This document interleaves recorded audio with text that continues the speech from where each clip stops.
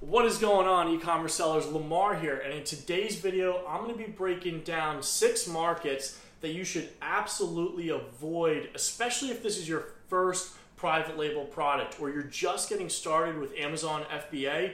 You're going to want to pay attention to this video and the different markets that I'm about to outline here, because they have additional challenges with them if you were to go and enter into a market like it. So I just want to, help you guys out, show you what the characteristics of these markets look like so that you can avoid them, like I said, especially if it's your first private label product. If you guys haven't already, hit that subscribe button below. I keep coming out with videos once a week detailing my experience of running, owning, managing a 7-figure e-commerce business. I'm here documenting my process, trying to give you guys tips and tricks so that you can replicate the exact same thing that I have going on here. If you're interested in building a 6-7-figure e-commerce business, this channel is for you, and I'm going to keep coming out with videos like I said. But without further ado, I know you guys are all super busy, so let's jump into today's video, and I'm going to be outlining the several markets here that you should avoid, especially if this is your first private label product or you're just getting started on Amazon FBA. Alright guys, so let's jump in here. Number 1 on the list is brand dominant.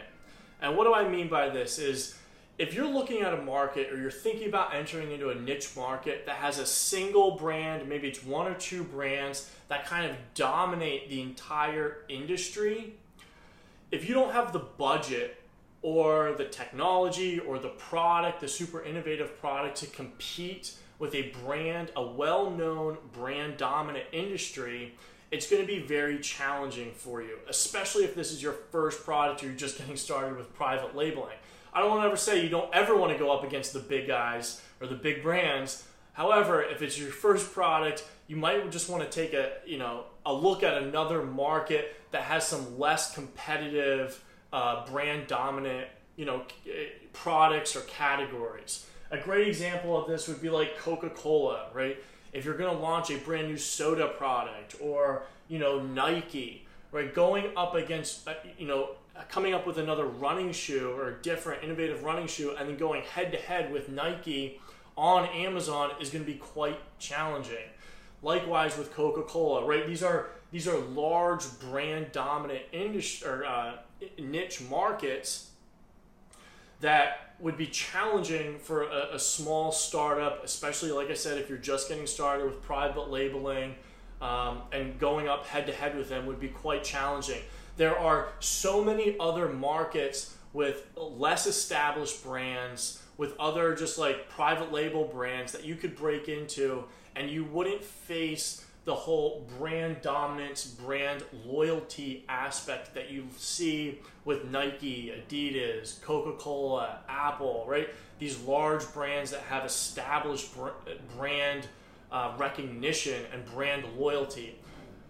So the point number 1 here, or market number 1 here, that you definitely want to avoid if this is your first private label product is brand dominant, brand loyal categories. Market number 2 to avoid on the list is a product that you're going to invent a new category. The important thing, or one of the most interesting things about Amazon, or the way that you should think about Amazon, is that we're tapping into an existing customer base that's already searching for a specific product or niche category on Amazon. Right? So if you have to invent a new category or you're inventing a new product and you have no customers searching, pre-existing customers searching for that type of product, right? If you have to invent a new phrase or a new keyword to describe that product, you're going to make it far more challenging for you to tap into that existing customer base that makes Amazon so attractive for an e-commerce company. So point number 2, or market number 2 to avoid here on the list, is a product or category that you have to invent and create customer demand. We don't want to create customer demand on Amazon. We simply want to tap into the existing customer demand and offer a similar, more innovative, slightly different product than what's already offered. We don't want to have to invent a new category and create that demand. So point number 2, like I said, is we want to avoid inventing a product or product category. Point number 3 here, market number 3 here on the list is trends and seasonal products. Now, a great little tip here is you can go to Google Trends and type in the product that you're thinking about launching, and if the search trends look like a big roller coaster, right? Maybe you have spikes in the summer or spikes in the winter. Of course, you're going to get some seasonality, but you do want to make sure that you have some consistent demand throughout the entire year. It's going to make your inventory flow much more stable, your cash flow much more stable. You know, if you're only selling a product that is, only used in the summer, your sales are going to be dead throughout the winter or springtime. So it's an ideal situation to be able to find a market or a product category that has consistent demand year-round. And of course, you'll probably see some spikes around the holiday season and whatnot, but just so that you know that there's consistent demand year-round and not a super seasonal or trendy product. Something that's going to be like super hot today, but then in 6 months from now, the customer base will move on to another trendy product. Point number 3, market number 3 here is fragile items. Okay, there's pros and cons to, selling fragile items. Definitely the cons are that they're fragile, and that's going to come with additional problems that you're going to have to think about while it's in manufacturing or in production, while it's shipping, while it's being stored or shipped to the customer. It adds on additional complications that you might not necessarily want to deal with, especially if this is your first product and you're just getting started with Amazon FBA. You might want to avoid fragile products because, let's face it, starting this business is going to have its challenges, right? It's not an easy process. So adding on the fragile element is just going to make it a little bit more challenging. The flip side to that is there's a little bit less competition in the fragile product space because of that problem. Because it's a little bit harder, there's less competition.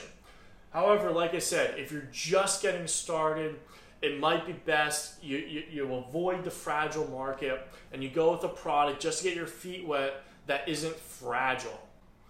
Market number 5 here on the list is large and oversized items. The biggest pitfall with this, or the biggest struggle with this, is you're pretty much going to have to immediately start doing sea shipping.